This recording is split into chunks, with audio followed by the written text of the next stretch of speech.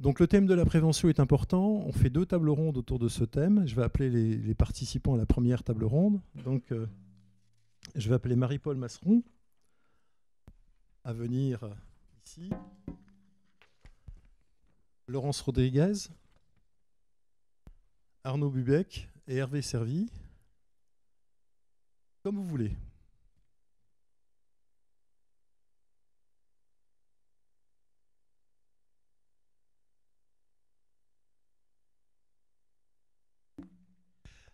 Et on va commencer justement par comment favoriser une innovation qui réponde aux besoins des patients à l'heure actuelle. Comment peut-on faire pour le prendre en charge? Est-ce que l'industrie pharmaceutique s'intéresse au volet patient en dehors aussi d'un certain nombre de positions qui sont des positions quelquefois un peu, on va dire, déclaratives? Mais est-ce que vraiment il y a un rôle du patient dans le management d'une équipe de recherche ou de choses comme ça, en essayant de savoir si ça correspond à un vrai besoin ou pas? C'est toute la question de cette table ronde. Je vais passer tout de suite la parole à Hervé Servi, qui est responsable du département patient et recherche clinique à l'AFCRO. Et donc, vous allez nous expliquer comment vous voyez les choses et comment vous pouvez éventuellement les objectiver. Merci Olivier. En fait, voilà, je m'appelle Hervé. Donc, en fait, j'ai 2 casquettes. Je m'occupe de ce qu'on appelle une société de recherche clinique. Donc, c'est des sociétés qui montent toute la journée des études cliniques. Et on a un syndicat qui s'appelle l'AFCRO. Et donc, dans ce syndicat, il y a un beau jour, on s'est dit, on est entre nous, entre médecins, entre ingénieurs, ça serait peut-être bien quand même qu'on ait le point de vue des patients. Donc, on a créé un groupe de travail. Et c'est le seul groupe de travail où, en fait, il y a 20 associations de patients présentes. Et très peu d'industriels, parce qu'effectivement, la question est encore malheureusement un petit peu émergente. Mais donc, j'ai eu la chance de créer ce groupe de travail il y a quelques années, parce qu'on est en fait convaincu qu'il y a quand même quelque chose. On ne peut pas parler d'innovation sans penser à l'évaluation. Et qui dit l'évaluation, dire mais selon quels critères? Et effectivement, la première chose, on était content qu'il y a quelques années, la Haute Autorité de Santé, notamment dans les guidelines des études observationnelles, on commence par ça, a dit la présence absolument indispensable de patients dans le comité scientifique. Ça change quoi? En fait, c'est changer de dire oui, on va intégrer le point de vue patient, on va prendre un outil de mesure de l'expérience, un pro ou un prem, et puis voilà, on intègre le point de vue patient. La nuance est de dire, mais en fait, il faut faire avec, il faut être dans la véritable co-construction. Alors, ce n'est pas forcément naturel, et il y a un certain nombre de freins, on pourra en reparler brièvement, mais ça, c'est une première chose. Il y a un premier frein, effectivement, qu'on a très vite identifié, c'est qu'aussi, parfois, les associations de patients ou les usagers ne se sentent pas compétentes ou n'osent pas. Vous allez débarquer dans un board avec 12 PUPH, 3 biostatisticiens, et vous arrivez, qu'est-ce que je fais là? Donc évidemment, des premiers travaux de notre groupe de travail, joli et éponyme, qu'on a commencé il y a plus d'1 an, c'est de mettre au point en fait un ensemble de mini-formations accessibles en ligne gratuitement, qui permettent à n'importe quelle association de patients qui a envie de co-construire, qui est invité à co-construire un projet, effectivement de s'informer. C'est quoi un biais? C'est quoi un groupe contrôle? C'est quoi un protocole? C'est quoi une notice? Voilà, parce qu'on s'est aperçu que c'était parfois un des premiers freins, c'est ne pas oser, ou seulement les grandes associations qui avaient à l'intérieur des gens. Voilà. L'autre chose qui est importante aussi, pourquoi il y a un lien entre l'innovation, l'intégration patient et la recherche clinique, c'est qu'en fait, de plus en plus, la recherche est utilisée pour identifier les besoins non assouvis des patients. On l'a vu notamment effectivement pendant le Covid, avec un certain nombre d'associations présentes. On a eu le plaisir de conduire une grosse étude Vivre Covid, qui a permis d'identifier les besoins finalement pendant une période de restrictions sanitaires. Arnaud nous parlera sûrement du Diabète Lab, qui finalement qui est une très belle structure, qui passe ses journées finalement à identifier où sont les besoins non assouvis, où sont les problèmes, les éléphants dans la pièce, comme diraient les Anglais, que les gens ne veulent jamais voir, mais qu'à un moment, il faut peut-être bien documenter. Et ça, c'est une chose aussi absolument essentielle. Parce qu'en fait, il faut aussi réaliser que c'est un peu... moi, je suis au service, finalement, et mes confrères sont au service de commanditaires qui veulent évaluer une innovation thérapeutique, un dispositif médical, une nouvelle chose. Et c'est vrai qu'on a de plus en plus l'exigence de dire, bon, très bien, le biologique, on l'atteint, il n'y a plus trop de débat. Maintenant, est-ce que ça va servir? Est-ce que ça va être utilisé? Quel avantage en termes de productivité? Quel avantage en termes de qualité de vie? Quel avantage en termes de confort? Où on se dit, et c'est assez amusant, mais parfois de dire, mais au fait, qu'est-ce que ça va changer dans la vraie vie du patient?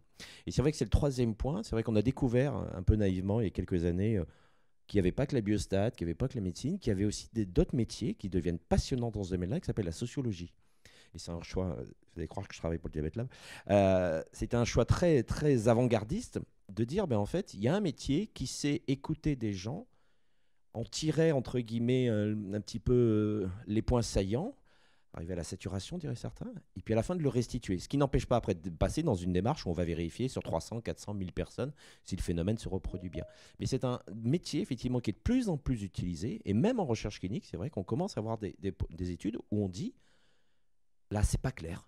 On va d'abord faire un travail de sociologie afin de comprendre c'est quoi, par exemple, l'expérience d'utilisation d'une seringue tous les 15 jours contre une maladie auto-immune et qu'est-ce que votre nouvelle seringue est censée véritablement changer. Et puis j'avais promis 2 petites choses sur les freins. Le premier, on en a parlé, qui est effectivement pour que les patients puissent être, sollicités par les autorités ou sollicités par les industriels, fussent-ils qu'ils aient les codes, les connaissances, parfois aussi les outils. Quand la HAS demande est-ce que vous avez des données, ça ne s'invente pas des données. L'autre chose, effectivement, on a le droit de tout dire aujourd'hui, c'est les représentations. Les représentations parfois, effectivement, de commanditaires qui disent ouais, les patients, c'est polémique. Voilà. Et c'est vrai qu'il faut changer, effectivement. Il faut, je pense, montrer qu'une association de patients sait passer à l'échelle de la description globale et de pas à Z dans le cas individuel. Et de l'autre, là je ne vais pas être politiquement correct, c'est vrai que parfois je vois des refus de collaboration de la part d'associations de patients quand ça vient du monde industriel. Et je pense qu'il faut aussi dépasser ça. C'est un des 2 points, c'est que l'industrie parfois effectivement a une déconsidération, parfois par méconnaissance. Les industriels avec lesquels j'ai eu le plaisir de travailler, qui nous ont suivis dans les dire il faut inclure des patients dans les groupes de travail, inclure les patients dans les comités scientifiques, se disent effectivement on a fait vraiment quelque chose de différent et on a des meilleurs résultats. Et à l'inverse aussi, effectivement, accepter que parfois l'innovation ne vient de tous bords, peut venir du secteur public, peut venir du secteur de la recherche, peut venir aussi du secteur industriel. Voilà, Olivier. J'avais tout de suite une question, moi, qui était celle de les nouveaux métiers qu'il faudra développer. Hein. Tout ce qui est basé sur le Health Data Hub, tous les data miners, les ingénieurs de traitement de données et tout ça. Déjà, les médecins et les équipes soignantes ne les comprennent pas. Est-ce que pour les patients, c'est quelque chose qui devient facile à comprendre, à appréhender, ou est-ce que ça reste quelque chose qui est du domaine... Parce qu'on va vers là, on va dans cette direction-là. Alors, tu as tout à fait raison. Et d'ailleurs, on parlait effectivement que le Health Data Hub, dans sa gouvernance, a notamment donc, le président de France Asso Santé. Et ça se sent. Parce qu'effectivement, le Health Data Hub a une direction citoyenne. C'est assez original, une direction citoyenne dans des gens qui font de la data tous les jours. Et qui met un énorme effort à produire, je crois qu'ils en sont une quinzaine, ils animent des webinaires, ils animent un grand nombre de documentations pour expliquer globalement le rôle de la donnée de santé dans la vie de tous les jours. Et qui militent notamment pour que quand il y a des entrepôts de données de santé qui sont mis en place dans des CHU, que des représentants d'usagers puissent faire partie du comité de gouvernance. Donner les moyens d'information aussi pour qu'on ne soit pas dans l'alibi dont parlait Anne-Sophie tout à l'heure, on l'a vécu. Hein. J'ai vécu des boards il y a quelques années où, on a interrogé les patients. Et je voyais un vieux monsieur au fond de la salle qui était là juste parce qu'on a mis son nom. Et personnellement, c'était horrible. C'était se dire, mais c'est pas ça le co-construire. Et donc, oui, notamment sur l'F-Data, sur la question de la donnée, surprenamment, Jean-François, je te rejoins. Finalement, le numérique a été peut-être l'occasion de se dire, il faudrait peut-être avoir tous les acteurs autour de la table. Là, il y a quelque chose de différent qui est en train de se faire. Mais oui, notamment de nouveaux métiers. Et ce métier, effectivement, d'expliquer, d'embarquer tout le monde. Parce que je pense que peut-être le numérique, après le DMP, on a peut-être compris qu'il fallait vraiment que tout le monde soit là pour que ça serve et que tout le monde le comprenne et se l'approprie et l'accepte aussi. Voilà. En tout cas, c'est vrai que, comme le disait Jean-François, c'est une préoccupation de cette maison. Tout à fait. Paris Santé Campus est très centré sur le travail justement avec les patients, voire les consommateurs, mais quand on discute avec les différentes startups, on a vraiment quelque chose qui n'évite pas ce côté-là, comme l'industrie pharmaceutique a pu de temps en temps l'éviter, pour des raisons quelquefois qui étaient, qu'on peut comprendre, qui étaient politiques. Il y a eu l'affaire Mediator, il y a eu plein de choses, et d'autres fois pour des questions qui étaient purement éthiques, parce que ça ne correspondait pas, dans les années début 2000, ça ne correspondait pas à la conception de l'éthique qu'on se faisait d'aller interroger des patients sur un médicament, sauf à vouloir éventuellement avoir une vision crypto-marketing de la donnée patient en tant que telle. Tout à fait. Alors, Marie-Paul, je voudrais vous passer la parole tout de suite. Vous êtes président de l'Association nationale des cardiaques congénitaux. Une bonne innovation, une bonne solution adaptée, c'est quoi pour vous? Prenez le micro, hein, parce que... Allô, oui. Parlez bien dans le micro, comme ça. Voilà. il y a un problème. Je pense qu'il faudrait déjà aussi former le personnel infirmier aux innovations, leur expliquer ce que c'est. Vous avez quelqu'un qui a un défibrillateur, donc quand il vient à l'hôpital, il faut qu'il apporte son matériel. Enfin, c'est la moindre des choses. Et le petit, maintenant, c'est une espèce de, on dirait un iPad. Et si vous le posez, vous dites à la personne, surtout, il ne faut pas le se faire piquer parce que ce n'est pas un téléphone. Elle me dit, ah bon? Mais je lui dis, mais il est surveillé par satellite et c'est ça qui le relie. On n'a pas besoin, il est à l'hôpital. Ben, oui, mais s'il n'est pas dans un secteur du cœur, pour surveiller son cœur, sa jambe. Et voilà, le personnel infirmier, des fois, il m'épate parce qu'on a l'impression qu'ils sont... On ne sait pas d'où ils sortent, hein, des fois. Pareil, quand on donne des médicaments aux patients, il faut leur expliquer un petit peu. Hein, ils vous disent, j'ai pas de cholestérol. Ben, c'est normal, tu prends des statines. Si tu avais du cholestérol, il faut t'inquiéter. Mais non, ils avalent ce qu'on leur donne, ou alors ils n'avalent pas, mais ils jettent pour pas se faire engueuler. Oui, c'est vrai ce que je dis. Pareil, la mamie qui amène un petit peu de sel à papy qui est au sans sel, pour lui faire plaisir, pour être sûr qu'il mange, c'est quand même aberrant. Parce qu'il suffit qu'elle demande un petit sachet de sel, et là, il aurait une dose qui ne serait pas dangereuse. Ben voilà, alors les gens, ils font plein de choses contre eux, et ils pensent bien faire. Et donc, après, on passe pour des enquiquineurs, quoi, quand on dit... mais voilà, alors il y a plein de choses à faire, il y a plein de produits qui permettent aux gens, les montres connectées, des choses comme ça, qui évitent d'aller pour rien chez le médecin, mais d'un autre côté, des fois, la montre, elle déraille, et puis en fait, c'est dangereux. Donc, il faut quand même plus de surveillance. On peut donner du matériel aux gens, mais il faut quand même le donner à bon escient, en expliquant bien et en contrôlant, parce que moi, je donne pour des enfants au Château des Côtes, par exemple, ça évite qu'ils soient à l'hôpital ou qu'ils aient chez le pharmacien. Mais au moins, si c'est bien donné, que les parents surveillent bien, c'est pas un jouet. Un truc qui coûte 1000 euros, c'est déjà pas un jouet.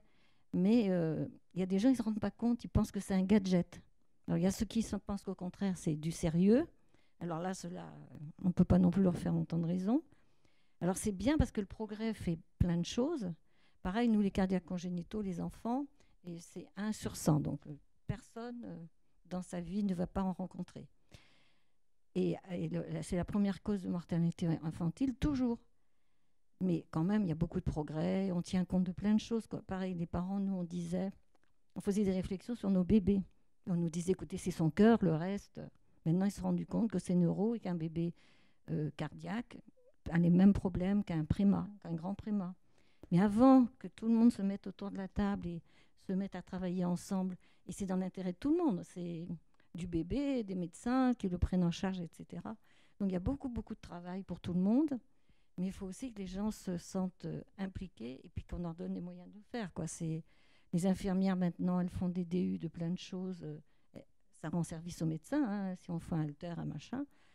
Mais il faut aussi qu'elles puissent faire le pansement du soin, enfin. Donc c'est vrai que tout le monde aurait besoin d'être 1000 pattes pour faire un peu tout ce qu'il y a à faire. Mais je pense que pareil, les patients maintenant sont un peu plus inquiets s'inquiètent un peu plus, posent des questions. Oui, non, ou alors ceux-là, c'est pas la peine. Les autres, c'est pas la peine. Et donc les médecins maintenant peuvent répondre à des questions aussi. Je reconnais que ma fille, quand elle est née il y a 47 ans, on m'a dit elle a 6 mois à vivre. Bon, elle a quand même enterré 3 cardiopédiatres.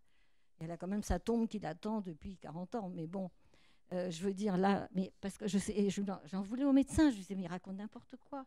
Mais en fait, c'est vrai qu'ils n'avaient pas les moyens de maintenant. Maintenant, une maman qui est enceinte, on lui dit, vous avez des rapports tel jour, votre bébé naîtra tel jour, il fera tel poids. Voilà. Donc à l'époque, on avait un bébé qui sortait, un garçon ou une fille. Et après, on ne savait pas. Donc il y a plein de moyens qui existent maintenant qui permettent de prolonger la vie, mais dans des bonnes conditions. Alors pareil, les enfants cardiaques, c'était on ne fait pas de sport. Hein. Ils ne feront pas de sport, comme ça, ils ne risquent pas un arrêt cardiaque à l'école. Maintenant, c'est votre enfant doit faire du sport. Alors là, c'est encore une autre histoire, parce que des fois, dans les écoles, ils ne veulent pas. Alors ils le mettent dans un coin de la cour pendant le sport, donc il se caille, parce que les autres courent, et lui, voilà, il est malade. Mais voilà, donc ils disent, vous voyez, il n'est pas en état de faire du sport. Bah oui, mais s'il avait couru, il n'aurait pas eu froid, quoi. Donc c'est compliqué, et c'est dangereux, quoi. Alors c'est bien, l'histoire du sport pour les enfants, c'est bien. Pour les adultes aussi, alors ça, c'est devenu très à la mode. Avant, on ne rééduquait pas les cardiaques congénitaux. Le papy qui fumait, qui buvait, celui-là, on lui donnait de la rééducation cardiaque.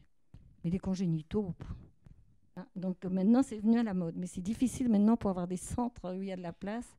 Parce que pareil, un enfant cardiaque, vous l'envoyez en rééducation chez des papis. Ils le regardent comme une bête de zoo, quoi. Ils disent, qu'est-ce que tu fais là?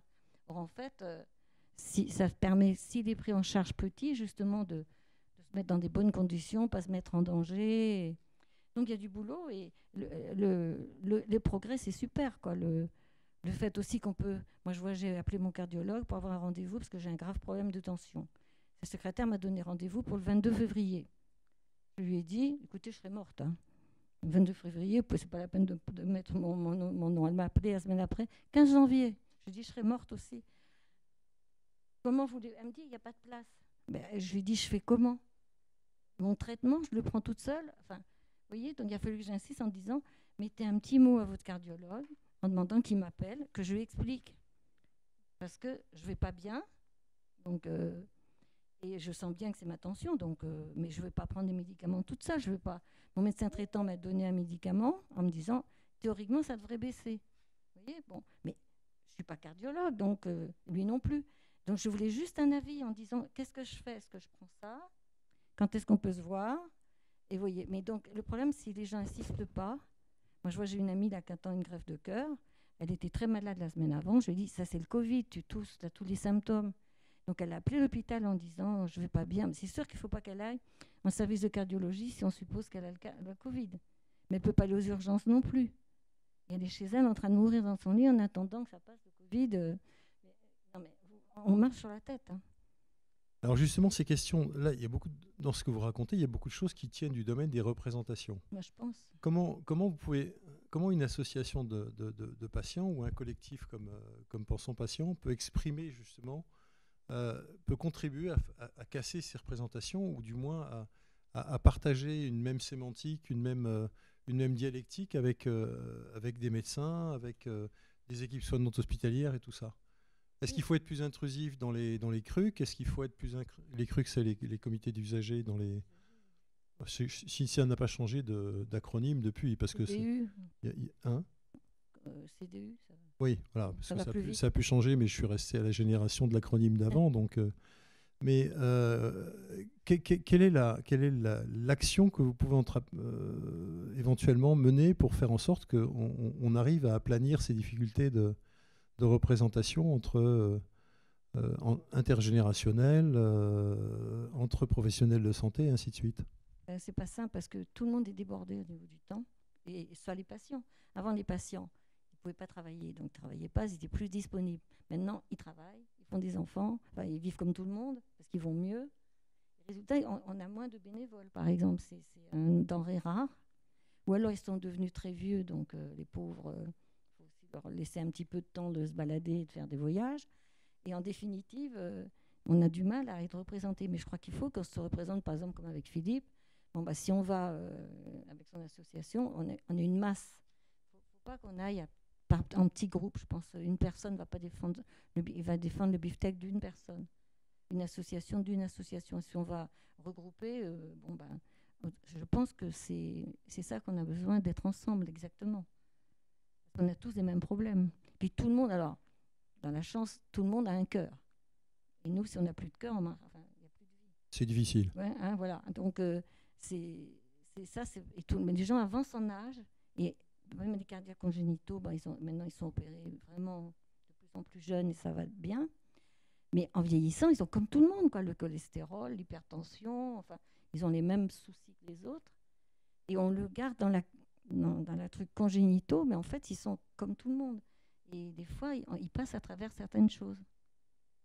Alors, ça va me permettre de faire la transition avec Arnaud. Arnaud Bubec, vous travaillez au Diabète Lab. Il devrait y avoir un Diabète Lab par association de malades. D'une certaine manière, cette production de données, comment vous l'avez envisagée? Comment c'est venu? Et quels sont les résultats que vous avez déjà obtenus? Donc, bonjour à tous. Donc, moi, je suis Arnaud Bubec, effectivement responsable du Diabète Lab. Donc, si je parle un petit peu donc, des missions du Diabète Lab, donc, le Diabète Lab a été créé en 2015 par la Fédération française des diabétiques. Et il a pour mission, du coup, de recueillir et de porter la voix des personnes qui vivent avec un diabète. Et pour ça, on a recours aux outils des sciences humaines et sociales. Donc essentiellement les méthodes quantitatives et qualitatives, pour le dire vite. Donc soit par questionnaire, donc de manière assez classique, voilà, on fait un questionnaire papier ou par internet où on a un petit millier de répondants, et donc ça nous permet d'avoir des résultats à une échelle statistique. Et on a aussi des méthodes plus qualitatives où là on fait des entretiens de recherche semi-directifs, donc qui peuvent durer 30 minutes, 1 heure avec une personne, et on lui pose un certain nombre de questions, et elle peut nous parler de son quotidien, de sa vie, et on va un petit peu au-delà du discours de façade, aussi on peut rentrer un peu plus dans le quotidien de la personne, et on va chercher tout ce qui est des informations sur la qualité de vie, toutes ces choses-là qui sont vraiment essentielles aujourd'hui. Donc le Diabète Lab effectivement a fait une 60aine d'études depuis 2015, donc c'est vraiment un chiffre assez important. On a fait environ 400 entretiens semi-directifs. Pour chaque entretien, il y a quand même tout un travail derrière, de retranscription, d'analyse, donc c'est quand même très important. Et on a recueilli tout un tas d'éléments extrêmement importants sur le quotidien des personnes qui vivent avec un diabète, sur l'importance des complications, par exemple, à quel point elles sont invalidantes, à quel point elles peuvent être aussi méconnues de certaines personnes qui vivent avec un diabète.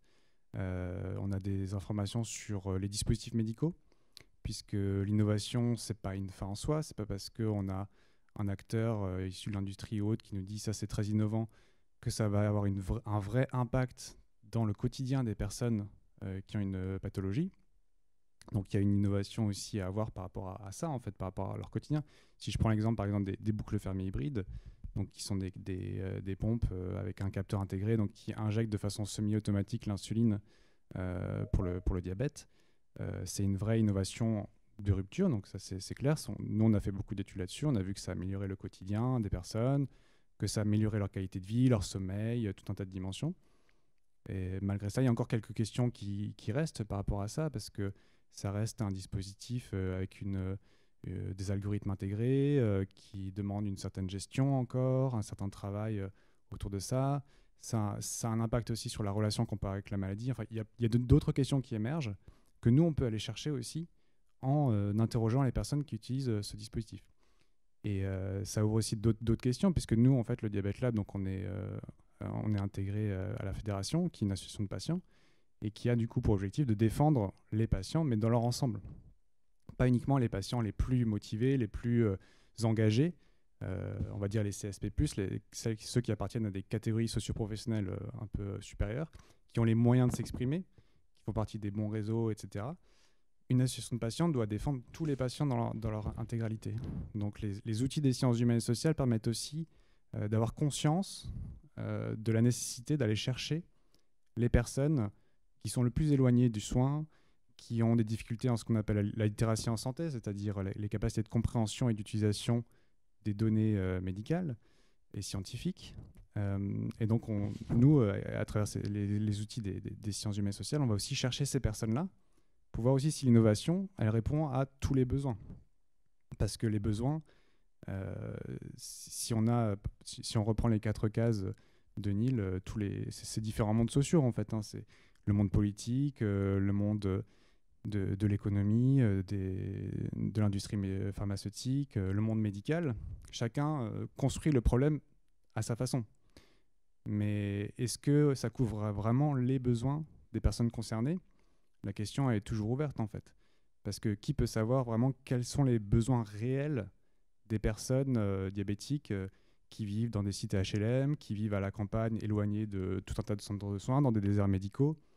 Moi, je ne sais pas, en fait. Il faut que j'aille les chercher. Il faut que je fasse une vraie démarche d'enquête, de recherche pour savoir ce qui se passe dans leur vie, en fait. Quels sont leurs besoins réels ? C'est une vraie question. Personne ne le sait, en fait. Donc, il faut qu'on aille chercher ces informations. Sinon, effectivement, on laisse d'autres acteurs construire les problèmes publics. En sciences politiques, moi, j'ai fait une thèse de sciences politiques, donc on parle de construction des problèmes publics. Les problèmes sont construits. Ça ne veut pas dire qu'ils n'existent pas, mais ils sont construits d'une certaine façon. Et on peut aussi chercher les personnes qui sont concernées en premier abord. Et les outils des sciences humaines et sociales permettent ça. Alors, ça, c'est ce que vous nous avez présenté. Pour moi, c'est une position d'aval, on va dire. Vous avez déjà des patients traités, des patients qui sont dans les associations. Vous allez les chercher sur le terrain, vous remontez de l'information. Moi, j'ai une question, puisqu'on se dit tout. Quand vous revenez avec une étude du Diabète Lab et que vous la présentez à la Haute Autorité de Santé, ça change quelque chose ou pas? Ça peut.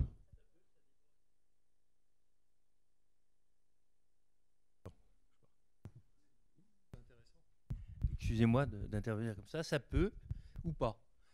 C'est-à-dire que quand on a une étude qui va faire partie du dossier d'évaluation de l'industriel, il peut demander une étude au Diabète Lab. Alors sur le médicament, ça n'arrive jamais, hein. Mais sur le dispositif, c'est déjà arrivé 3 fois. Au moins 3 fois. Freestyle, Libre, Diabloop et Dexcom G5 ou G6, je ne sais plus lequel. Au moins. Donc il peut l'intégrer, cette étude, dans le dossier industriel pour l'évaluation. Et dans ces 3 exemples, ça leur a permis d'avoir un ASA 3. Ça fait passer, ils auraient eu 4 ou 5, ils sont passés à 3. Quand on fait une étude qu'on amène, nous, en contribution après, ça a beaucoup moins d'impact. Et là aussi où on a un impact, c'est quand c'est l'HAS qui nous demande une contribution sur, par exemple, une réévaluation de classe. Là, on va avoir une étude sur la réévaluation des lecteurs de glycémie. Notre avis compte. Mais pour le médicament, notre avis compte jamais. Il s'intéresse exclusivement à l'étude fournie par l'industriel. Et on a beau dire ce qu'on veut. Avant, c'était même pas lu. Maintenant, c'est lu. Très poliment, c'est lu.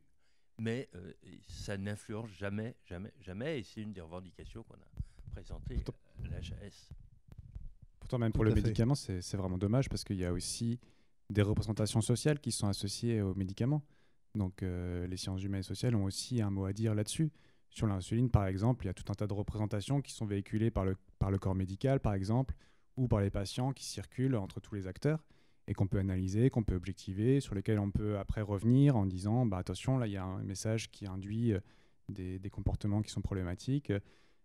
Par exemple, sur l'insuline, parfois, on sait que les médecins vont l'utiliser comme une sorte de punition. Attention, si vous gérez mal votre diabète, on va vous mettre sous insuline, donc ça fait peur. Alors que nous, dans nos études, on voit aussi que le passage à l'insuline, ça peut induire des choses très, très positives en fait, dans la vie des personnes qui ont un diabète.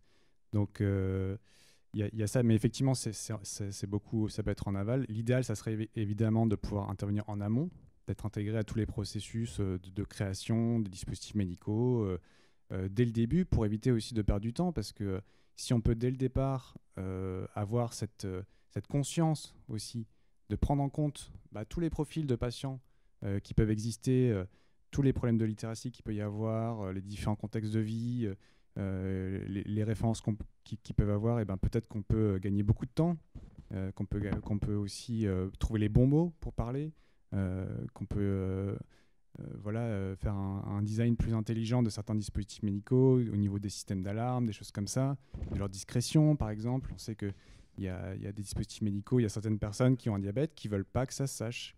Donc il faut qu'il y ait cette possibilité de pouvoir qu'il n'y ait pas d'alarme qui sonne n'importe quand, en réunion au travail ou des choses comme ça, qui puisse être discret. C'est essentiel en fait, parce que s'il n'y a pas ça, ils ne l'utiliseront pas. Donc autant le faire dès le départ, parce que sinon après on perd du temps et il faut revenir tout le processus depuis le départ. Donc moi ce que je voulais dire aussi, c'était par rapport à la question de favoriser une culture qui permet d'intégrer les informations qui sont issues des données qualitatives. Parce qu'il y a quand même une prédominance des données biomédicales dans le monde de la santé, avec l'EBM, l'Evidence-Based Medicine, les données statistiques aussi, donc plus quantitatives. Donc là, ça commence un petit peu avec les PREMS et les PROMS pour intégrer un peu plus ces données issues de l'expérience patient. Mais en fait, il y a aussi toutes les données qualitatives qui sont absolument fondamentales et qui nous disent des choses, mais qu'on ne pourra jamais trouver ailleurs, en fait. Donc je pense qu'il y a une question de culture dans tous ces mondes sociaux-là dont on parle, monde médical, monde politique, monde de l'industrie, pour intégrer ces données qui sont issues de l'entretien de recherche. Si je peux en dire peut-être un petit mot, quand on fait un entretien de recherche, on rencontre une personne, elle nous parle de sa vie, et nous on a des questions, et c'est vraiment un processus émergent. C'est-à-dire on découvre parfois avec la personne des choses sur sa vie. On lui pose des questions sur sa santé mentale, sur son quotidien. Et le fait de l'exprimer, il y a une personne qui s'intéresse à elle tout d'un coup. Elle peut s'exprimer, il y a un espace pour qu'elle puisse parler. Et on découvre ensemble des choses.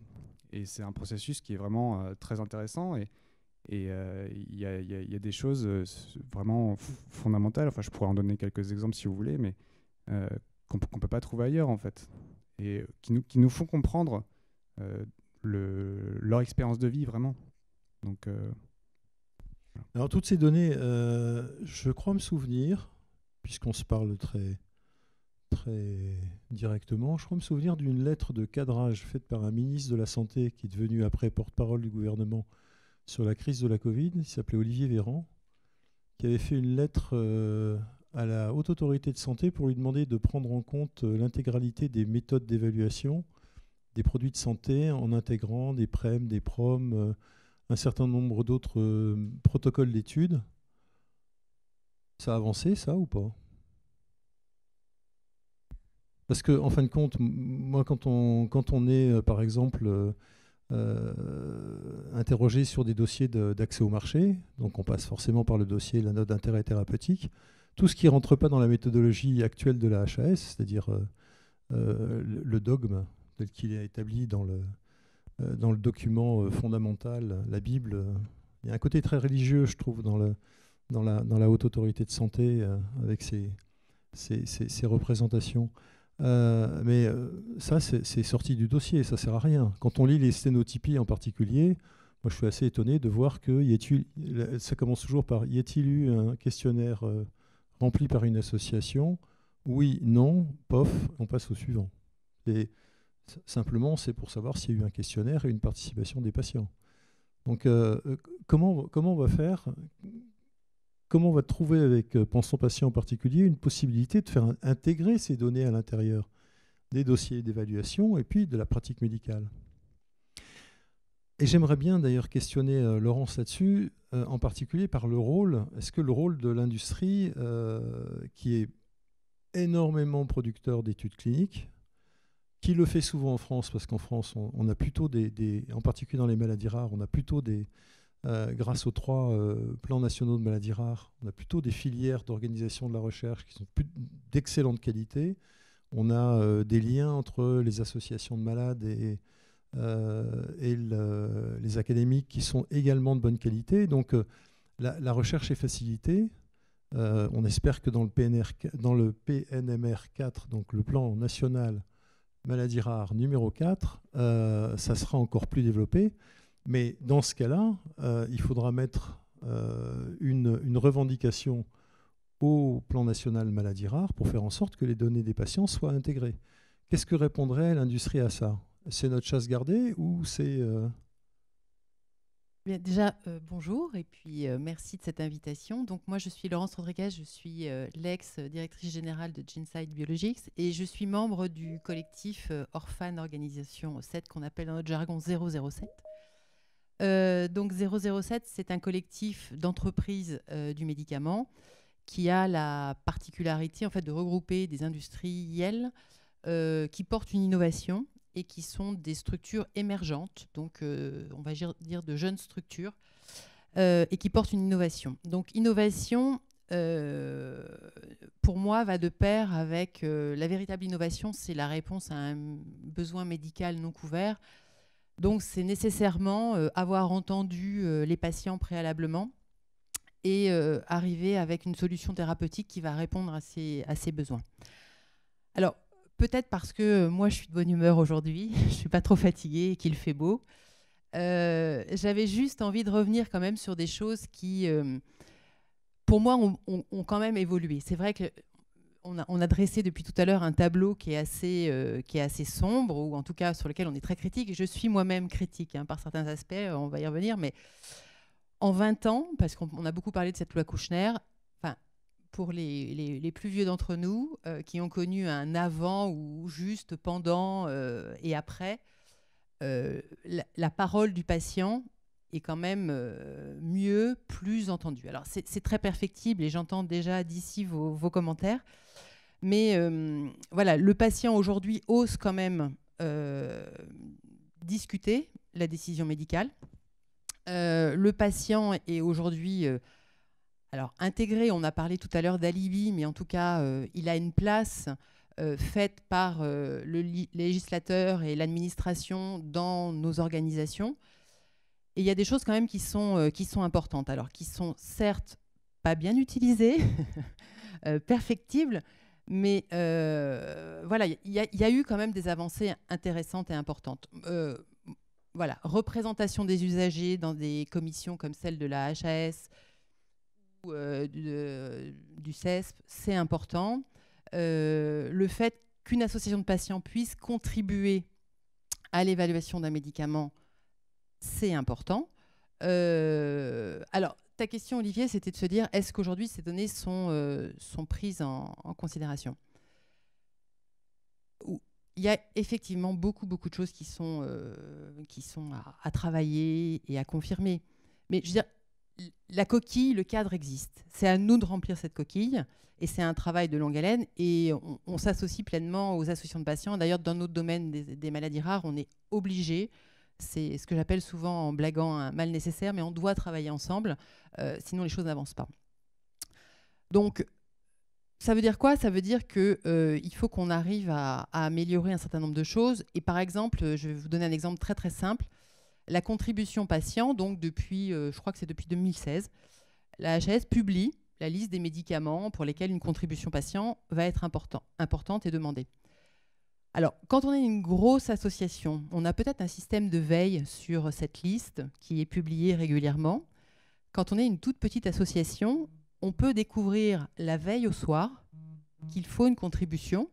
Et là, c'est le branle-bas de combat parce qu'on ne sait pas qui va la rédiger. Alors, je ne sais pas si, j'imagine que oui, vous êtes déjà rentré dans ce document. Les questions ne sont pas nécessairement très claires. Donc, on se demande si on doit répondre ça ou pas ça. À quel point ça peut être délétère au médicament parce qu'on a envie que le médicament arrive. Et donc, comment on doit répondre pour que ce soit pris en considération. Donc, dans les points d'amélioration, je pense qu'il y a déjà une chose qui est très, très importante, c'est la pédagogie. Alors, nous, en tant qu'industriels, c'est difficile parce qu'on est un peu jugé parti. Donc, on travaille beaucoup avec les associations, on fait de la pédagogie. Mais ce qui est tout à fait légitime, et Hervé le soulignait tout à l'heure, il y a des associations qui sont un peu réfractaires à travailler avec l'industriel. Donc, est-ce qu'on est les meilleurs formateurs ? Je ne le pense pas. On le fait avec beaucoup de sincérité, en tout cas en ce qui me concerne. Je l'ai fait à plusieurs reprises dans ma carrière et on essaie de le faire le mieux possible. Mais on ne peut pas non plus, puisqu'on se dit tous, voiler la face, qu'on a quand même, nous aussi, un intérêt qui est celui de l'industriel. Donc, voilà, donc jusqu'à où on va, il est certain qu'on a plutôt envie que la contribution soit bonne, qu'elle soit faite dans les bons termes. Voilà. Donc là, il y a un peu mélange des genres et il est certain que quand on y va de bonne foi, c'est parfait, mais je ne sais pas s'il y a toujours de la bonne foi à tous les étages et parmi tous les intervenants. Donc il y a beaucoup de pédagogie à faire et cette pédagogie, elle est à faire auprès des associations. Et là, je pense vraiment aux plus petites structures qui n'ont pas beaucoup de représentants. Et puis, on en parlait tout à l'heure aussi auprès des professionnels de santé, c'est-à-dire qu'ils ne comprennent pas cette alliance de l'industrie avec l'association, qui ont toujours l'impression d'être les dindons de la farce. Donc, il y a aussi une pédagogie à faire à ce niveau-là. Alors après, moi, j'ai pas beaucoup d'exemples, mais j'ai quelques exemples où la contribution patient a servi. Parce qu'encore une fois, l'association a eu le temps de se mettre en œuvre préalablement, a pu consulter ses membres, a émis quelque chose de très sérieux. Mais c'est pas toujours très simple.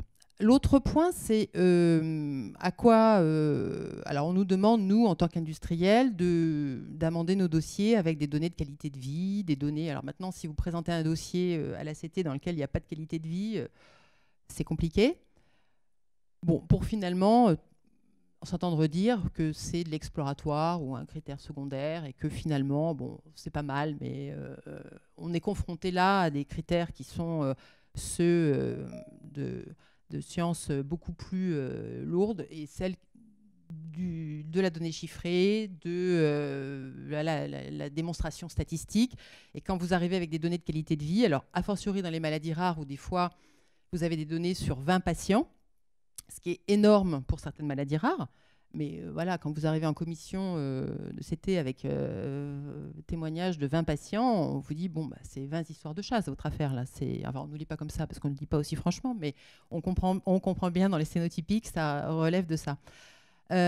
Donc ça, c'est aussi compliqué. C'est-à-dire que le combat entre la qualité de vie et tout ce qui relève des sciences sociales versus des données très lourdes, très robustes, que sont la méthodologie qui nous est demandée dans la doctrine de la chasse sur la conduite de nos études, des fois c'est un peu compliqué. Donc je pense, et on l'a dit et je le redis, qu'il faut là encore créer de nouveaux savoirs, de nouvelles compétences. On a beaucoup parlé des sciences sociales, hein, et chacun avec nos mots.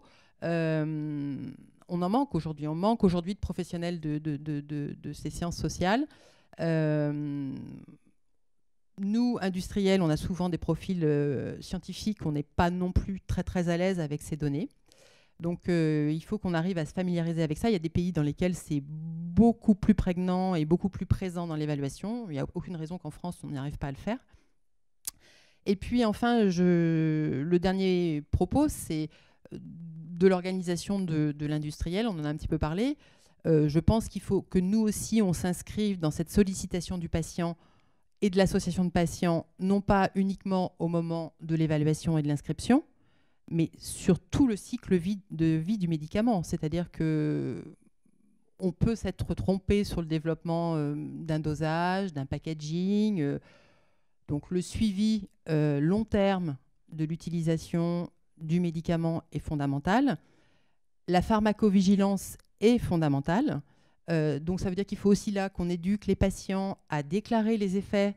Ce n'est pas une punition, la pharmacovigilance, c'est véritablement des signaux qui sont envoyés au monde industriel sur ce que l'on doit améliorer. Il y a bien évidemment des signaux qui sont des signaux graves et qui amènent à des retraits, mais sans parler de ces situations-là, il y a des choses plus modestes qui vont permettre aussi d'améliorer la prise du médicament. Et puis, je pense que sur le cycle de vie du médicament, il faut absolument que l'association continue de contribuer très régulièrement et pas uniquement au moment du juge de paix qui va être la commission de transparence. C'est un travail de long terme sur le cycle de vie de la molécule. Et enfin, bon, ça c'est un petit clin d'œil à mes collègues de l'industrie, je pense qu'il serait aussi de bon ton d'avoir dans des conseils d'administration, dans des boards, on peut les appeler comme on veut, mais un peu plus de représentants des usagers, parce que là, de temps en temps, c'est un peu, on retourne à cette notion d'alibi, mais on fait intervenir un peu tardivement, en tout cas une fois que le développement est déjà quasiment finalisé. Mais sur les phases de développement et sur les débuts de discussion d'accès, je pense qu'il serait vraiment de bon ton de solliciter. Et encore une fois, sur du long terme, non pas sur des périodes critiques que sont l'évaluation en transparence. Merci Laurence. Alors on va passer à la session des questions. Arnaud, vous aviez une question ou un commentaire supplémentaire? Oui, juste un petit commentaire par rapport aux données plus qualitatives. Juste pour préciser certaines choses. Si par exemple vous voulez étudier un petit poids, la croissance d'un petit poids, c'est mieux d'en étudier un du début à la fin plutôt que d'en étudier 1000 au même moment. Donc en fait, il y a vraiment une question de méthodologie à promouvoir et à explorer. Parce que quand on fait un entretien avec une personne, parfois elle nous raconte 20 ans d'expérience de vie avec la maladie. Et c'est ça qui nous intéresse. Il ne faut pas s'arrêter au 1, 1 heure, une personne. C'est 20 ans dont elle va nous parler, va nous raconter des choses incroyables sur toutes les personnes qu'elle a rencontrées, son parcours de soins. C'est ça qu'on recherche en fait. Parfois, juste avec un entretien, on a des informations qu'on peut tirer à profusion en fait. Donc il y a même des études qui sont absolument passionnantes où on suit une seule personne pendant plusieurs années. Donc il y a vraiment cette question du chiffre à mon avis, et c'est pour ça que je parlais aussi de culture à remettre en question, parce que si on s'arrête juste aux chiffres et aux statistiques, etc., on n'ira jamais en profondeur en fait dans la vie réelle. Et c'est vraiment ça, c'est l'enjeu, c'est l'expérience de la vie en fait, de comment est-ce qu'on la capte cette expérience. Et les outils des sciences sociales permettent vraiment ça. Donc il y a vraiment cette culture à promouvoir.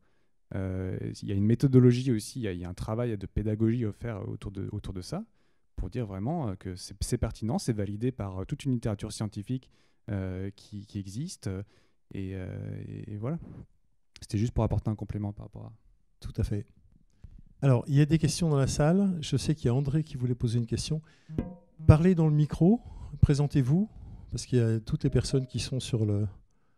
Et bien entendu, posez votre question pour qu'on puisse enregistrer. Oui, merci. André Tanti, moi je suis retraité, oui. Le problème qui a été évoqué sur les études en sciences sociales, etc., c'est clairement de la part de la HAS une volonté depuis le début de son existence et qui remonte assez loin, parce qu'il y a la HAS qui existe depuis 2005, mais ça remonte un peu là-dessus. C'est le pur scientifique. C'est-à-dire qu'il faut qu'une étude, elle soit méthodologiquement valable. Alors à partir du moment, j'ai tout à fait le souvenir d'une étude qui était arrivée de la part du Diabète Lab, dans laquelle il y avait quelques indications qui étaient données. Ça a été rejeté immédiatement parce qu'il n'y avait pas la donnée méthodologique suffisante. Donc, en fait, ce n'est pas pris en compte. Et tout ce qui est qualité de vie, sciences sociales, humaines, etc., est quelque chose qui est complètement rejeté. Alors, on a un petit peu évolué depuis le professeur Dubernard, auquel j'expliquais un jour en montrant 2 dispositifs médicaux, qu'il y en avait quand même un qui paraissait plus pratique qu'un autre, et qui m'avait dit il n'y a aucune étude qui prouve que l'un est meilleur que l'autre. Voilà. Et donc, c'est vrai que l'intérêt du patient, l'utilisation par le patient et tout ça, sont des choses qui ne sont absolument pas prises en compte à quelque niveau que ce soit. Alors, il y a eu quelques progrès. Mais Jean-François faisait allusion tout à l'heure à ce qui s'était passé sur Freestyle Libre, c'est-à-dire où la demande de l'entreprise, c'était une ASA 4, et où on sait très bien que ce qui s'est passé, c'est-à-dire que le représentant patient au sein de la commission de la CNEDIMS a fait monter sur une ASA 3. La réponse de la direction de la sécurité sociale a été réglée au PLFSS suivant, où il a été écrit clairement dans le PFSS, l'HAS ne peut pas donner une ASA supérieure à celle qui a été demandée par l'entreprise. Voilà. Si vous voulez, il y a par exemple un truc qui serait très, très, très intéressant, parce que j'étais hier encore sur un sujet qui était intéressant.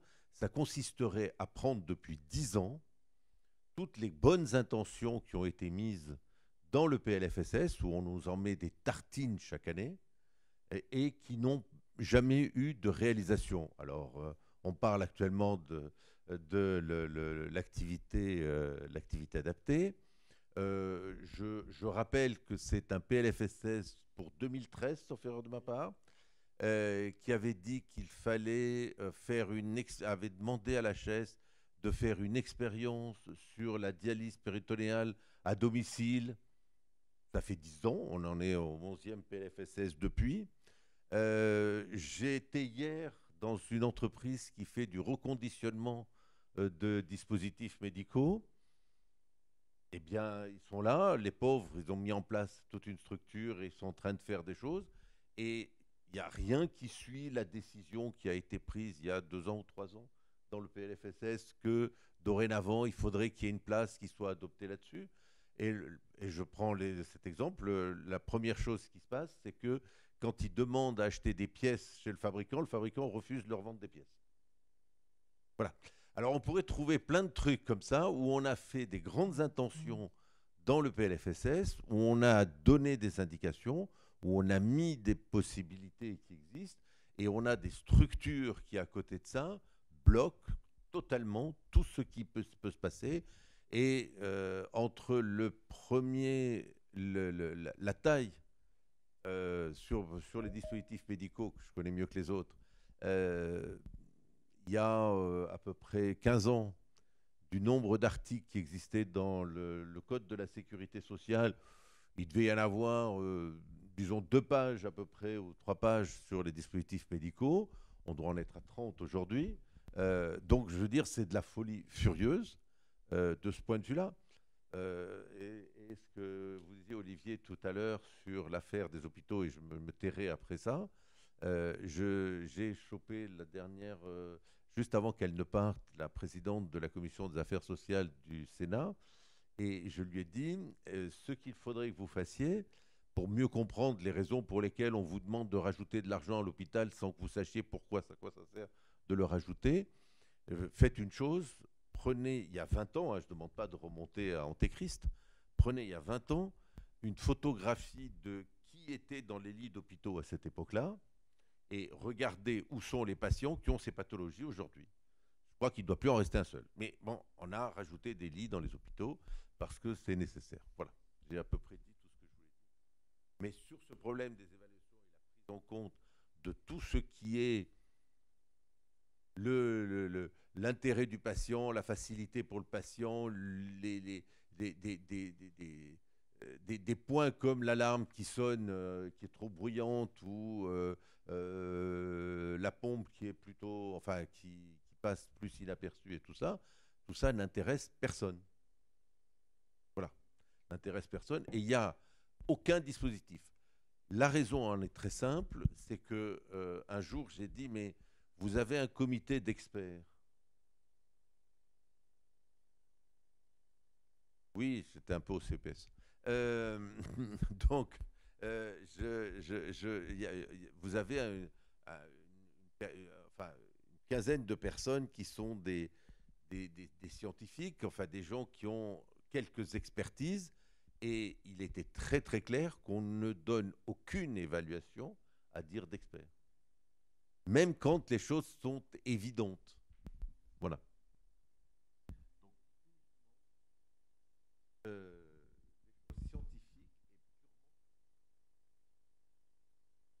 Anne-Sophie.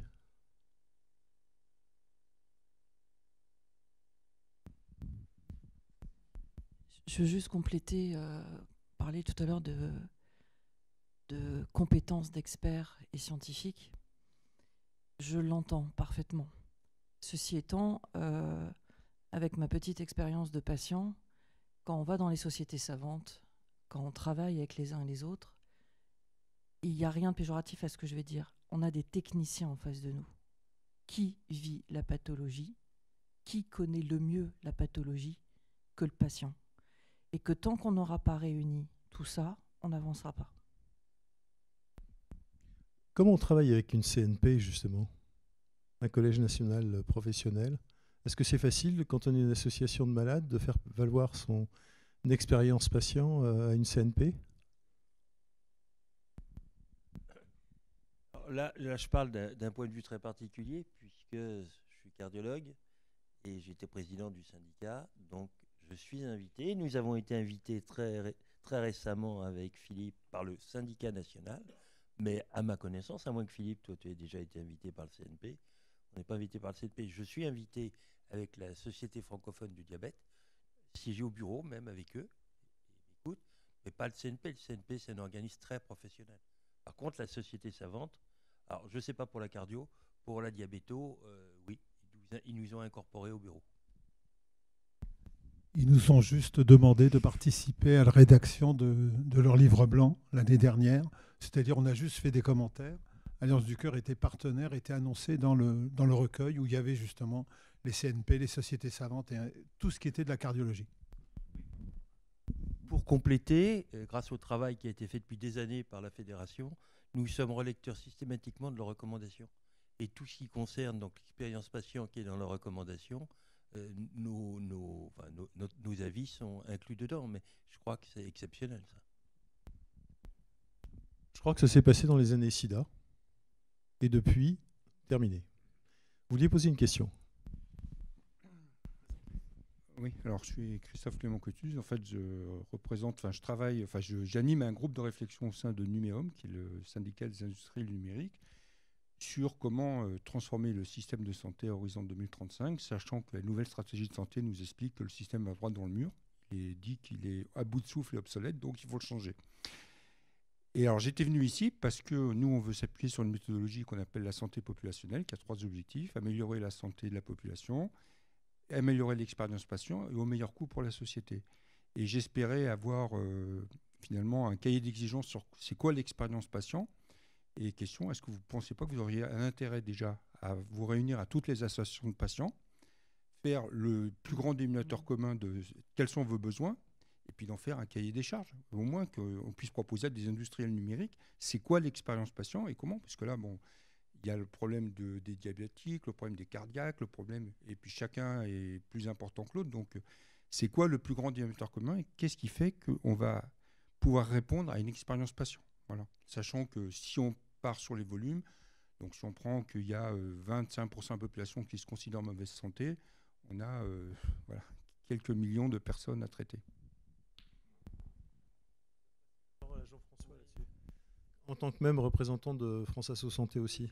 Oui, c'est ça. Là, en l'occurrence, pour votre question, il y a une réponse qui est simple. Il y a un groupe de travail à France Asso Santé sur le numérique qui est piloté par Arthur Dauphin et auquel je participe, mais beaucoup d'autres aussi, et qui a récemment émis des recommandations sur la télémédecine, la téléconsultation. Il suffit de prendre langue avec eux.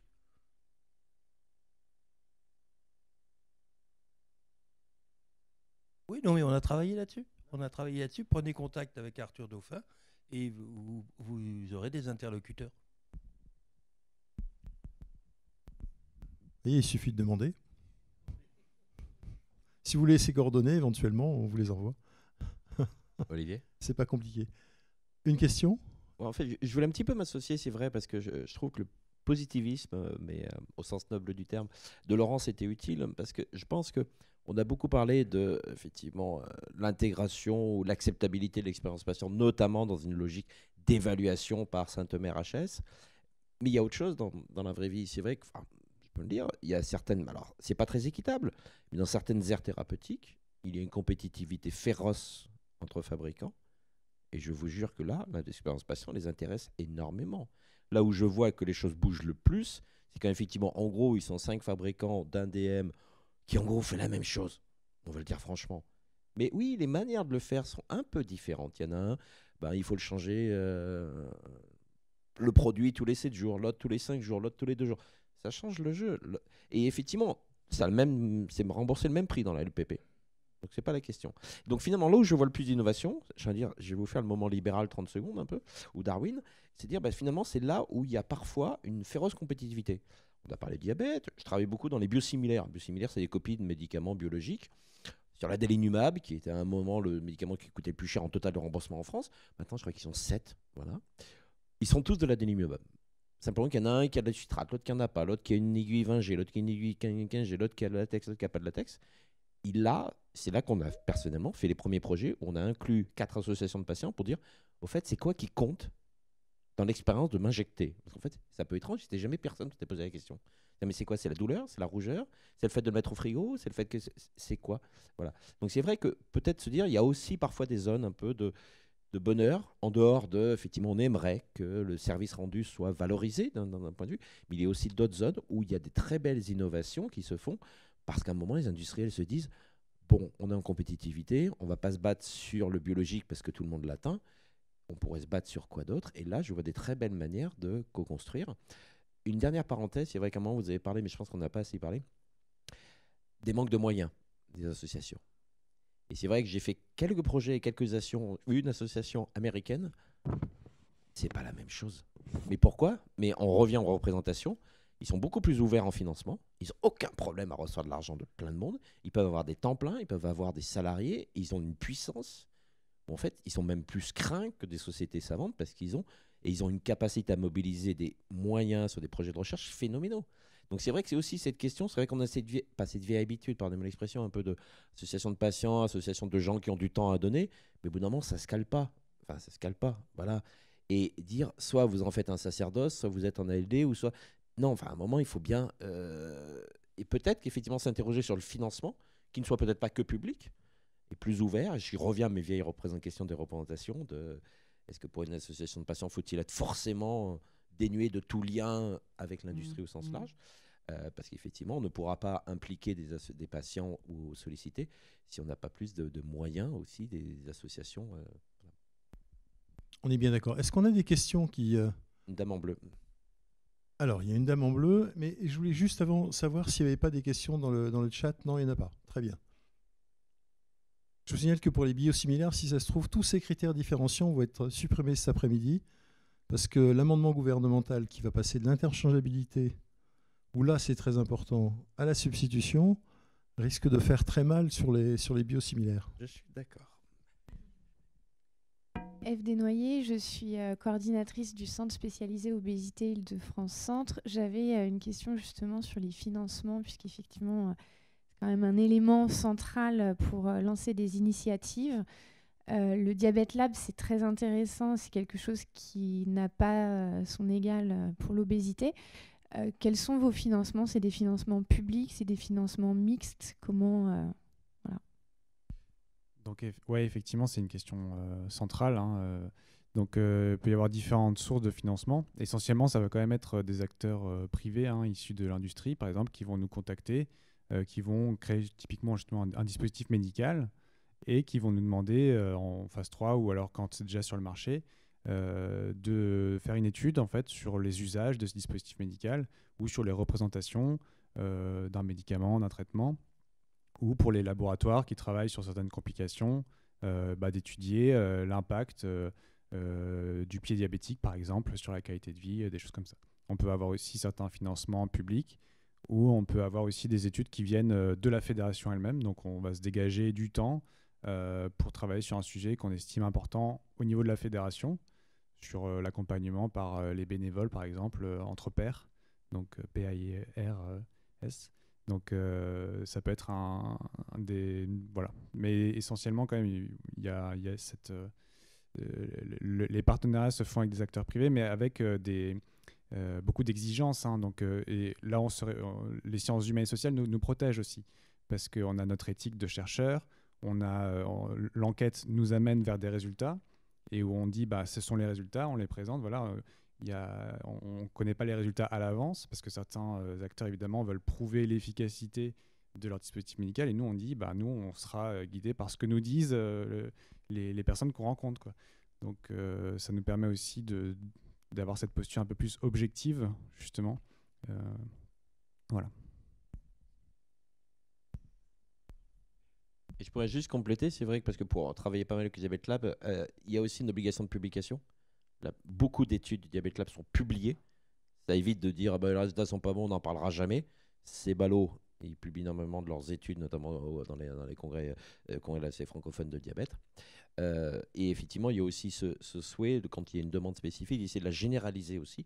C'est-à-dire, tiens, un industriel se pose une question là-dessus, on va répondre à sa question, mais on va profiter pour élargir aussi un petit peu, afin d'intéresser finalement, d'élargir la question pour la communauté. Et je trouve que ça c'est vertueux, se dire, il y a un financement privé, c'est vrai, mais il y a un intérêt pour la communauté, et il y a les règles classiques de la publication scientifique qui nous prémunir, puis de manière certaine collecter les données, de prouver qu'elles sont non falsifiées, enfin ces choses-là, voilà, pour le faire vertueusement.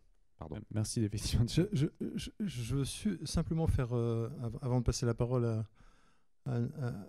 à Anne-Sophie, je voudrais simplement préciser un truc. J'ai de plus en plus de mal à comprendre cette balance qu'on met en disant il y a un financement privé, mais il y a une question de santé publique. Donc, comme si, je sais pas, vous achetez des indulgences dans l'industrie, c'est un truc de jésuite ou c'est parce qu'il faut se dédouaner des financements privés. On est quand même l'un des rares pays libéral à santé communiste. Enfin, faut arrêter les vieux dogmes débiles. Je crois que l'argent du privé, il fait progresser aussi le... Tu as raison, ouais. Mais quand tu cherches des produits équivalents au Diabète Lab, je ne donnerai pas son nom, qui est très connu en oncologie, un centre très courant, très connu dans le centre de Paris, qui refuse sous financement pour tout projet privé, le truc végète. Pas de terme. Ils ne peuvent pas avoir de salariés, ils ne peuvent rien faire. C'est des projets qui durent 5 ans parce que ça vient de l'INSERM. Voilà. Et voilà, mais je suis d'accord avec toi qu'il y a un problème de représentation. Je ne sais pas. Alors qu'il y a plein de méthodes. Oui. Le Diabète Lab aujourd'hui a mis en place un certain nombre de garde-fous. En termes de déclaration d'intérêt, on en fait partie. C'est effectivement la collecte de données est déportée à un tiers de confiance, qui est une société. Voilà. Et donc il y a plein de manières de le faire. Voilà. Mais c'est vrai qu'il y a ces représentations. Mais juste, encore une fois, moi je reviens à cette idée. Ce sont des mondes sociaux différents qui ont des logiques, des langages particuliers qu'il faut comprendre. et qu'il faut aussi jouer là-dessus pour essayer d'harmoniser l'ensemble. Les acteurs privés, ils ont un but lucratif, voilà, c'est la vie. Les acteurs politiques, ils ont un but qui est plutôt de faire en général des économies. Bon, il y a aussi des objectifs de santé publique, évidemment, mais c'est un monde social qui a ses codes, son langage. Et nous, l'association de patients, notre objectif, c'est de défendre les patients, le point de vue des patients. Donc nous, on est doublement protégés par cette casquette d'association de patients. Donc on fait une recherche qui peut être qualifiée de militante, c'est-à-dire qu'on c'est une recherche objective, mais qui a une finalité quand même de défendre les patients. Et on a en plus cette double protection de la méthodologie des sciences humaines et sociales. Alors vous avez des avantages qu'on n'a pas. Dans le on n'a pas, c'est qu'on n'est toujours pas reconnu comme étant une pathologie en France. Moi, c'est mon obsession. Ça fait 20 ans que j'ai créé le collectif. Ça fait 24 ans que je travaille bénévolement. Tant que les politiques nous diront pas l'obésité, on n'y arrivera pas. Et que il y a des, enfin voilà, c'est multifactoriel. Donc si on n'a pas ça, on peut pas décoller, on peut pas avancer, on peut pas, voilà. Et ça, c'est pas comme si on n'était pas nombreux quand même, un tout petit peu, mais on est un truc que personne veut voir et que personne veut travailler parce que c'est hyper compliqué et puis que c'est pas valorisant de travailler sur l'obésité. Et ça, moi, ça me fait hurler. Donc là, je vais me tenir parce que on est un petit peu en public, mais c'est juste immonde en fait. C'est-à-dire qu'on a droit de soigner une certaine catégorie de patients, mais pas les autres. C'est-à-dire qu'une personne qui est obèse, qui a un diabète type 2, qui a une hypertension artérielle, pas de souci. Ah, mais vous êtes obèse. Et là, on prend pas. Donc ça, voilà. Je réglerai mes comptes avec qui je sais plus tard. Mais pour moi, on n'est pas dans liberté, égalité, fraternité. On est dans liberté, inégalité des soins. Fraternité peut-être. Alors, vous aviez une question. Oui, enfin, une question, plutôt une réflexion. J'ai bien entendu votre demande d'intégration. Allô ? Oui. Oui, Philippe Raclet, je suis président de l'Association française des diabétiques de Bourgogne-Franche-Comté, et patient expert. Et donc, vous parliez de l'intégration des patients dans des programmes de recherche, dans le suivi des médicaments, etc. Alors, effectivement, quand on parle de patients comme ça, on ne parle pas d'un patient lambda. Et vous l'avez dit vous-même, il y a besoin de formation pour ces patients. Donc, ça veut dire une reconnaissance d'un statut. Donc, et je vous le dis, je vous dis très sincèrement, parce que c'est à l'ordre du jour. Je vais vous donner une information que peut-être vous n'avez pas. L'Académie nationale de médecine s'est penchée sur le statut du patient expert ou patient partenaire. Donc ils se sont aperçus que pour déterminer un statut d'un patient comme celui-ci, il fallait non pas seulement avoir que des médecins, mais aussi un patient. Donc le professeur Gérard Réac m'a demandé de participer à cette commission. On a auditionné beaucoup de gens, ça va de Bernard Kouchner, Emmanuel Hirsch, toutes les associations petits, etc. et tout ça. Donc on a auditionné tous ces gens. Et donc il y a un rapport qui est en ce moment en train d'être fait et qui va être présenté d'abord à l'Académie nationale de médecine, puis peut-être plus tard à la HAS ou alors au ministère de la Santé. Donc ce statut-là, il va falloir le formaliser. Alors ça implique, comme vous l'avez dit, dans les grosses associations, effectivement, il y a des gens qui sont formés, parce qu'on a un système de formation, notamment à la fédération, puisque c'est nous qui sommes à l'origine des patients experts, et ça mettra un cadre dans cette situation. Et est-ce que vous êtes favorable à ce type de formation et à ce type de statut ? Alors, après je repasse le micro à mon voisin, mais oui, bien sûr, je pense qu'il faut absolument que le rôle et la notion de patient expert se développent, mais ça aussi, alors quand je faisais tout à l'heure une petite liste des avancées, je pense réellement, alors c'est encore pas complètement réglé, vous étiez en train de le dire à l'instant, mais on est quand même plutôt sur une bonne voie. En revanche, je vais encore une fois me placer dans le cadre de la maladie rare, en fait, aujourd'hui, il y a énormément d'associations qui n'auront pas de patients experts parce qu'ils n'ont pas la structure nécessaire et suffisante pour accueillir un patient expert ou former un patient expert. Donc, vous allez sûrement ouvrir la voie. Et il faudra savoir aussi comment on prend en considération et comment toutes ces associations qui ne peuvent pas avoir de patients experts sont écoutées. Parce qu'on a besoin, et notamment encore une fois dans ce domaine des maladies rares, d'avoir ces retours d'expérience qui sont fondamentales pour faire évoluer nos traitements, pour donner l'accès à nos traitements. Et donc le patient expert sera certes une solution, mais pas la solution parce qu'à côté... vous avez encore tellement de petites associations qui ne pourront pas avoir cette structure. Et alors juste, moi, ce que m'inspire en fait toutes nos discussions, c'est qu'on est quand même à la croisée des chemins d'un changement de mentalité, mais de toutes parts. C'est-à-dire que on parlait des sciences sociales, il faut absolument qu'on leur fasse une place. Il y a effectivement, ce qu'on disait tout à l'heure, cette doctrine de la méthodologie, de l'étude. Il faut absolument qu'on leur fasse une place. Je pense que l'industriel doit aussi changer ses mentalités. Et on parlait aussi tout à l'heure de l'acceptation du privé, du financement privé. Bon, je te rejoins parfaitement, Olivier. Il faut qu'on arrête avec ça, quoi. On perd un temps fou à essayer de se convaincre les uns les autres qu'on va tous dans le même sens. Et je crois qu'il y a quand même une notion d'éthique.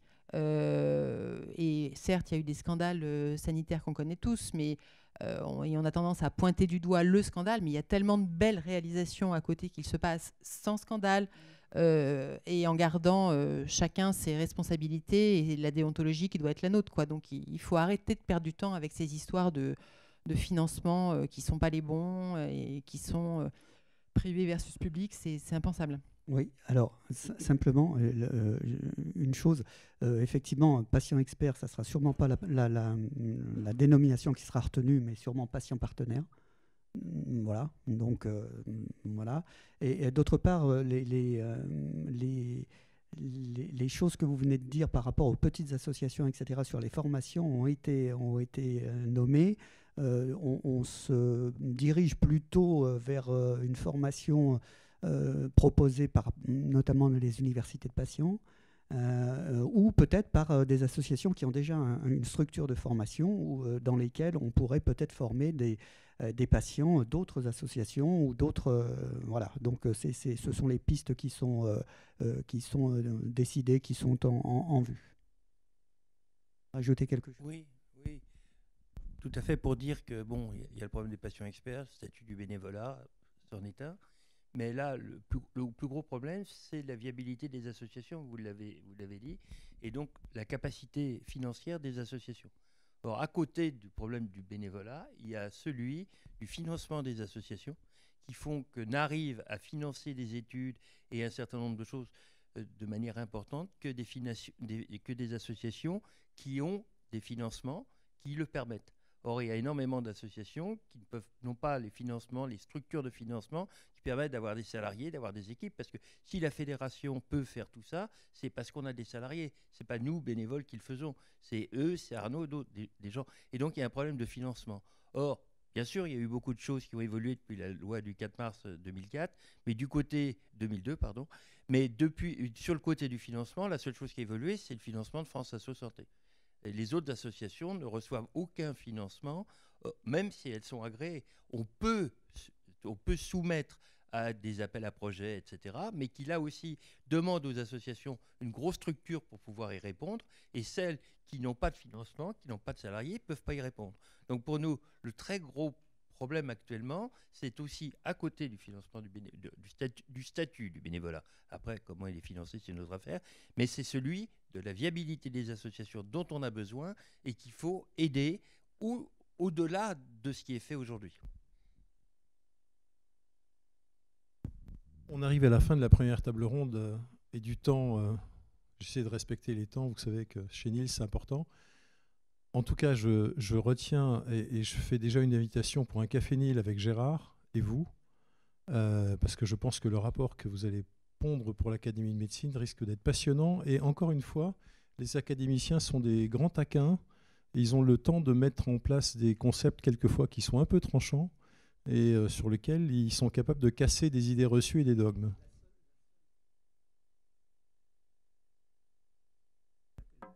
président de la commission, c'est le professeur Gérard Réac, qui est vraiment un humaniste, qui prône une médecine humaniste. Donc, c'est grâce à lui que j'ai pu intégrer. Et c'est pour ça, parce que c'est Gérard, que on fera un café Nil avec grand plaisir.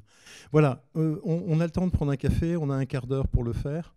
Vraiment merci, je crois qu'on peut vraiment vous applaudir pour votre participation. On n'est pas dans la langue de bois, on est vraiment dans la parole directe. Je trouve qu'il y a vraiment des choses qui sont tout à fait intéressantes qui se disent ici. C'est aussi le rôle de pensons patient que de dire les choses et que d'essayer de les faire bouger. Donc le débat participe bien.